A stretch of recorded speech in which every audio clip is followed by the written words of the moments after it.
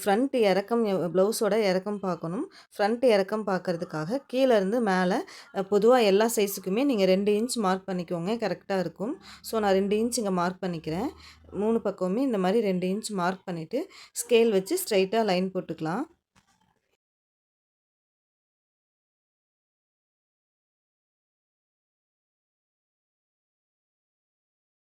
இப்போது ஃப்ரண்ட் இறக்கம் நமக்கு கிடச்சிருச்சு. ஸோ இதிலேருந்து கீழே ஒரு 1/2 இன்ச் இறக்கி மார்க் பண்ணிக்கோங்க. இதே மாதிரி 2 சைடு இப்படி மார்க் பண்ணிவிட்டு ஸ்கேல் வச்சு ஒரு லைன் போட்டுக்கலாம். இந்த 2யும் ஜாயின் பண்ணி லைன் போட்டுக்கோங்க. இப்போ நம்ம மார்க் பண்ணியாச்சு. இப்போ ஃபஸ்ட்டு டாட்டுடைய மெஷர்மெண்ட் குறிக்கணும்.